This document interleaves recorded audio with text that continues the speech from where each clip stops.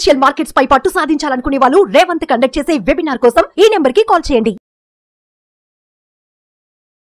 నమస్తే, welcome to Suman TV. నేను విష్ణు. ప్రస్తుత పాటు certified financial planner doctor Bachchu Anil Kumar గారు ఉన్నారు. వారితో మాట్లాడదాం. సార్ నమస్తే. సార్ అనిల్ గారు. నమస్తే విష్ణు గారు. సార్ అనిల్ గారు, దేశవ్యాప్తంగా విస్తారంగా వర్షాలు కురుస్తున్నాయి. వర్షాలు కురుస్తున్నాయి అనేది సంతోషకరమైన వార్త. అయితే దీంట్లో ఇంకొక బాధాకరమైన వార్త ఏంటంటే, విపరీతంగా వర్షాలు కురవడం వల్ల వరదలు కూడా పోటెత్తుతుంటాయి.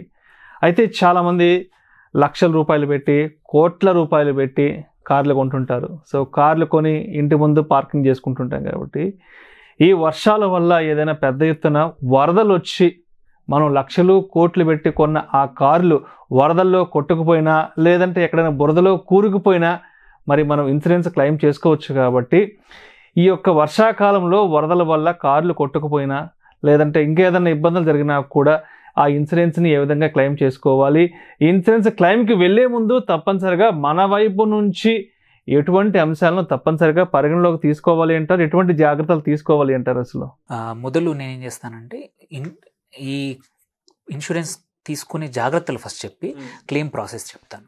సో ఈ వరదల వల్ల కానీ ఎటువంటి న్యాచురల్ కలామిటీస్ అంటాం. సో ఎటువంటి న్యాచురల్ కలామిటీస్ వచ్చినా కానీ మన 4-వీలర్ ఇన్సూరెన్స్ ఏదైతే ఉందో అది కవర్ అవుతుంది. సో ఇందులో ఇంపార్టెంట్ ఏంటంటే ఒక 2 థింగ్స్ ఉన్నాయి. చాలామంది ఏంటంటే ఓన్లీ ట్రాఫిక్ పోలీసులు అడుగుతున్నారని చెప్పి ఓన్లీ థర్డ్ పార్టీ ఇన్సూరెన్స్ ఒకటే చేయించుకుంటున్నారు. ఆ థర్డ్ పార్టీ ఇన్సూరెన్స్లో ఇట్లాంటి ఇబ్బందుల వల్ల జరిగే నష్టాలు ఎటువంటి కవర్ కావు. బికాజ్ అది ఓన్లీ మన వల్ల ఏదైనా యాక్సిడెంట్ జరిగితే థర్డ్ పార్టీకి, వేరే వాళ్ళకి జరిగితే తప్ప మన కార్కి ఏం డ్యామేజ్ అయినా సరే మనకి ఎటువంటి ఇబ్బంది వస్తే ఎటువంటి కవర్ అవ్వదు. సో ఇది ఎట్లాంటి పాలసీల్లో అవుతుందంటే కాంప్రిహెన్సివ్ పాలసీలు అంటారు. కాంప్రిహెన్సివ్ వెహికల్ ఇన్సూరెన్స్లో ఏంటంటే మన ఓన్ కార్ డ్యామేజ్ అయినా సరే, మన కార్ వల్ల మన వల్ల వేరే వాళ్ళకి ఇబ్బంది వచ్చినా రెండు కవర్ అవుతాయి. సో ఇప్పుడు comprehensive insurance or own damage ఉన్న పాలసీ కంపల్సరీ తీసుకోవాలి. అది కూడా ఇంకొకటి ఇంపార్టెంట్ ఏంటంటే ఈ డ్యామేజ్ కూడా ఎంతవరకు వస్తుందంటే ఇన్ష్యూర్డ్ డిక్లేర్డ్ వాల్యూ, ఐడివి అంటారు. అంటే మన కార్ని మనం ఎంతకి ఇన్ష్యూర్ చేస్తున్నాం. లెట్స్ సే మనం కొన్నాం 20 లక్షలకి, 3 సంవత్సరాలు అయిపోయింది, ఇప్పుడు 16-15 లక్షలుకి మనం కవర్ తీసుకున్నామంటే 15 లక్షలే ఇస్తారనమాట. బికాస్ కార్ కరెంట్ వాల్యూ ఉందో మ్యాక్సిమం అంతవరకే ఇస్తారు. సో అది ఐడివి వరకే ఇస్తారు జనరల్గా. కాకపోతే మనకి ఇట్లాంటి అవకాశాలు ఉన్నాయి, మనం ఉండే చోట ఇట్లాంటి ఇబ్బందులు ఉన్నాయంటే ఒక చిన్న యాడ్ ఆన్ చేసుకోవాలి. రిటర్న్ టు ఇన్వాయిస్ అంటారు. మనము పాలసీ తీసుకున్న ప్రతిసారి ఈ యాడ్ ఆన్ యాడ్ చేయడం, రిటర్న్ టు ఇన్వాయిస్ ఒకటి, మళ్ళీ ఇంజన్ ప్రొటెక్షన్ అని. సో ఇంజన్ ప్రొటెక్షన్ అని చేయడం వల్ల ఏంటంటే ఇప్పుడు మీరు అన్నట్టు బురదలో కారు కూరుకుపోయిందంటే, బురదలో మొత్తం ఇంజన్లోకి పోయిందంటే ఇంజన్ కంపల్సరీ పెద్ద మేజర్ డ్యామేజ్ ఉంటుంది, ఖర్చు కూడా ఎక్కువ అవుతుంది. అలాంటప్పుడు ఇంజన్ ప్రొటెక్షన్ కానీ, సో ఇట్లాంటి 2-3 చిన్న యాడ్ ఆన్స్, వెరీ ఎక్స్పెన్సివ్ ఏముండవు, అవి యాడ్ చేస్తే ఏంటంటే ఇట్లాంటి ప్రమాదాలు వచ్చినప్పుడు ఇన్సూరెన్స్ కంపెనీ ఇబ్బంది లేకుండా ఎంతవరకు కవర్ ఉందో అంతవరకు ఇస్తారు. సో ఇప్పుడు జరిగినప్పుడు ఏం చేయాలి? వెదర్ కార్ డ్యామేజ్ అయినా, కార్ కొట్టుకుపోయినా, వరదల్లో కొట్టుకుపోయినా కానీ పోయినట్టు పోలీస్ స్టేషన్లో కంప్లైంట్ ఇచ్చి ఒక ఎఫ్ఐఆర్ రిజిస్టర్ చేయాలి మనం కంపల్సరీ. చేశాక లేదు కొట్టుకుపోలేదు బట్ ఉంది డ్యామేజ్ అయినప్పుడు ఏంటంటే ఫొటోస్ అన్ని, వీడియోస్ అన్ని డాక్యుమెంట్ చేయాలి కరెక్ట్గా. డాక్యుమెంట్ చేసేసి ఇన్సూరెన్స్ కంపెనీకి ఇంటిమేట్ చేయాలి. సో ఇంటిమేషన్ చేసి ఈ అన్నీ అప్లోడ్ చేస్తే క్లెయిమ్ క్రియేట్ అవుతుంది. క్లెయిమ్ క్రియేట్ కాగానే మోస్ట్ ప్రాబబ్లీ సేమ్ డే కానీ నెక్స్ట్ డే కానీ ఇన్సూరెన్స్ కంపెనీ ఒక సర్వేయర్ని పంపుతుంది ఈ క్లెయిమ్ డ్యామేజ్ని అసెస్మెంట్ చేయడానికి. ఎంతవరకు నిజం, ఎంతవరకు కరెక్ట్, ఎంతవరకు డ్యామేజ్ అయిందనేది వాళ్ళు ఒక మనిషిని పంపిస్తారు. సో ఈ ప్రాసెస్ అనేది మనం సొంతంగా చేసుకోవచ్చు, లేదు మన కార్ని టో చేసి ఒక దగ్గరలో ఉన్న ఆ ఇన్సూరెన్స్ కంపెనీకి అప్రూవ్డ్ ఆథరైజ్డ్ సర్వీస్ సెంటర్లు ఏవైతే ఉంటాయో ఆ సర్వీస్ సెంటర్కి తీసుకెళ్ళినా కానీ అక్కడ కూడా వాళ్ళు ఈ ప్రాసెస్ చేస్తారు. లేదు మన సొంతంగా చేసుకోవచ్చు, ఇది ఇంటి దగ్గరే డ్యామేజ్ అయిన కార్కి క్లెయిమ్స్ రేజ్ చేస్తే సర్వేయర్ వచ్చి చెక్ చేసి వాళ్ళే ఒక సర్వీస్ సెంటర్కి జాబ్ అసైన్ చేస్తారు, కార్ తీసుకెళ్ళిపోయి అక్కడ రిపేర్ కావాల్సినంత రిపేరా, లేకపోతే రిపేర్ చేయలేకపోతే మొత్తం డబ్బులు ఐడివి వరకు మనకు డబ్బులు ఇచ్చేస్తారనమాట.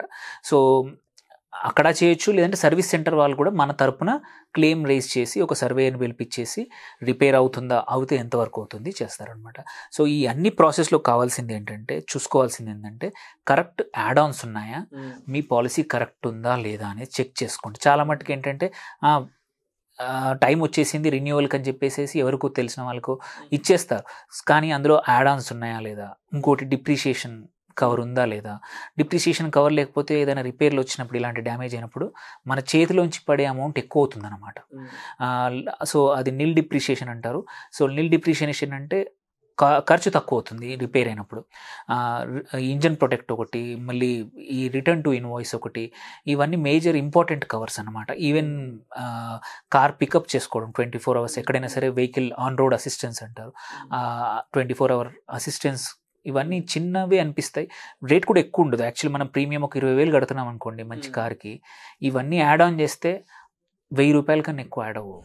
కానీ యాక్చువల్లీ ఇబ్బందులు వచ్చినప్పుడు ఇవే మనీ కాపాడతాయి, మన పాకెట్లోంచి అవుట్ ఆఫ్ పాకెట్ ఎక్స్పెన్సెస్ తక్కువ చేస్తాయి. సో అందుకే add ons are very important. వేరే పాలసీల్లో ఎంతనో దానికన్నా కూడా వెహికల్ ఇన్సూరెన్స్ అప్పుడు మాత్రం యాడ్ ఆన్స్ ప్రీమియం తక్కువ అవుతుందని మనము అంటే సేవ్ ఏదో చేస్తున్నాం అనుకుంటాం, ఆదా చేస్తున్నాంలే, ఒక 1,000-2,000 సేవ్ అయింది, అతను 22,000 చెప్పాడు కంపెనీ, ఈ కంపెనీ 15,000కే ఇస్తుంది కదా అని తీసుకుంటే ఏం జరుగుతుందంటే మోస్ట్ ఆఫ్ ద టైం ఇవి యాడ్ ఆన్స్ తీసేస్తారు.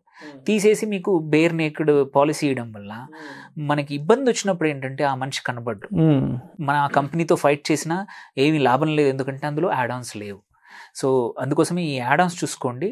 ఏమైనా ఇబ్బంది వస్తే ఇమ్మీడియట్గా ఇన్సూరెన్స్ కంపెనీకి కానీ, కార్ కొట్టుకుపోయిందంటే పోలీస్ స్టేషన్లో ఎఫ్ఐఆర్ చేసి ప్రాసెస్ చాలా మటుకు అన్ని కంపెనీస్, బికాజ్ ఏంటంటే వాళ్ళ క్లెయిమ్ రేషియోస్, వాళ్ళ సర్వీస్ క్వాలిటీ మీద రికార్డ్స్ అన్ని మెయింటైన్ అయ్యి అవుతాయి కాబట్టి భయానికైనా సర్వీస్ కంపల్సరీ వాళ్ళు పాలసీ క్లెయిమ్ ఇస్తారు, ఎందుకంటే వాళ్ళ IRDA మనం మానిటర్ చేస్తుంది వాళ్ళని కూడా.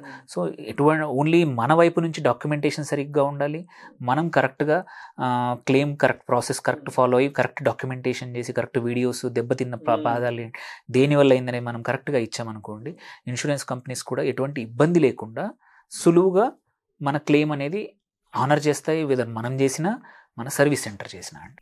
రైట్. సో అదేవిధంగా అంటే చాలామంది ఏం చేస్తుంటారంటే ప్రమాదం జరిగిన వెంటనే వాళ్ళు ఇన్ఫామ్ చేయకుండా కొంతమంది వాళ్ళకి వాళ్ళు వెహికల్ తీసేసుకొని వెహికల్ని స్టార్ట్ చేయడం, ఏదైనా చిన్న చిన్న రిపేర్లు ఉంటే వాళ్ళు చేసేస్తుంటారు కదా, అంటే ఇలాంటి పనులు చేయొచ్చు అంటారా? ఎందుకంటే వాళ్ళకి ఇన్ఫామ్ చేయకముందే ఆ కంపెనీకి, సదర్ కంపెనీకి అలాంటి కరెక్ట్ కాదు, యాక్చువల్లీ పద్ధతి కాదు. ఎందుకంటే ఇన్సూరెన్స్ ఎవరైతే సర్వేయర్ ఉన్నారో మనం కన్విన్స్ చేయాల్సి వస్తుంది, ఈ డ్యామేజ్ మనం చేయలేదు, ఆల్రెడీ ఉన్న డ్యామేజ్. సో అయినంత వరకు డ్యామేజ్ అయ్యాక మనం ముట్టుకోకూడదు, ఇమ్మీడియట్గా క్లెయిమ్ పెట్టుకుంటే ఏంటంటే కంపెనీ అతను వచ్చి చేశాక కావాలంటే తను కదపండి సార్, తీసుకెళ్ళండి దగ్గరలో ఉన్న సర్వీస్ సెంటర్, కావాలంటే కాస్ట్ మేము ఇస్తామని వాళ్ళే చెప్తారు. కొన్నిసార్లు వాళ్ళే పట్టుకెళ్తారు, లేదంటే ఇక్కడ నుంచి ఒక 5 kilometers మా ఆథరైజ్ సర్వీస్ సెంటర్ ఉంది, అక్కడికి తీసుకెళ్ళండి, మేము అక్కడ చేయిస్తాను అని వాళ్ళు చెప్పొచ్చు. చెప్పాకనే మనం కదపాలి కార్, అంతే తప్ప మనంతలు మనం కదిపి దాన్ని స్టార్ట్ చేసి పెట్టేసేసి దాన్ని రిపేర్లు చేసి పెట్టామంటే అయినంత వరకు మంచిది కాదు. And companies, insurance companies reject చేస్తాయి కూడా, సందర్భాలలో రిజెక్ట్ చేస్తూ ఉంటాయి. సో అందుకోసమే తక్కువ ఇవన్నీ ఆలోచించుకొని మనం యాడ్ ఆన్స్ తీసుకుంటే మాత్రం ఎటువంటి ఇబ్బంది లేకుండా, నేను ఫ్రెండ్స్ చాలామంది చూశాను, నా క్లయింట్కి చూశాను, ఇబ్బందులు లేకుండా క్లెయిమ్స్ బాగా వస్తాయి. వాళ్ళ అంటే ఈ ప్రాసెస్ టైం ఇబ్బంది అవ్వచ్చు, బట్ అనుకున్నట్టు మళ్ళీ మన కార్ మంచి కండిషన్లో అండ్ ఇర్రిపేరబుల్ లాస్ ఉందంటే మొత్తం IDV వరకు, రిటర్న్ టు ఇన్వాయిస్ ఉందంటే మొత్తం ఇన్వాయిస్ వాల్యూ ఇచ్చేస్తారు. సో మొత్తం మనం కొన్నప్పుడు ఎంత కట్టామో అంత అమౌంట్ మనకి ట్రాన్స్ఫర్ చేస్తారు, మనం మళ్ళీ ఇంకో కార్ కొనుక్కోవచ్చు. సో పాలసీ కరెక్ట్గా ఉంటే. సో అందుకే ఈ యాడ్ ఆన్స్ చూసుకొని నెక్స్ట్ రెన్యువల్ ఎప్పుడున్నా సరే, ఇంతకుముందు లేకపోయినా సరే కొన్ని యాడ్ ఆన్స్ మనం ఇప్పుడు కొత్తగా యాడ్ చేసుకోవచ్చు. లాస్ట్ ఇయర్ మర్చిపోయినా కానీ ఇప్పుడు యాడ్ చేసుకొని నెక్స్ట్ ఇయర్ కోసమైనా జాగ్రత్తలు పడవచ్చు, ముందు జాగ్రత్త పడవచ్చు. Thank you so much Anil గారు. థ్యాంక్ యూ అండి. వర్షాకాలంలో కార్లు ప్రమాదానికి గురైనా, వరదల్లో కొట్టుకుపోయినా, లేదంటే బురదలో కూరుకుపోయినా, మరి ఆ సందర్భంలో సదరు ఇన్సూరెన్స్ కంపెనీని ఏ విధంగా సంప్రదించాలి, సర్వేర్ వచ్చే వరకు కూడా మనం ఎటువంటి జాగ్రత్తలు తీసుకోవాలి అనే అంశం గురించి చాలా చక్కగా తెలియజేస్తారు. Thank you so much sir. Thank you.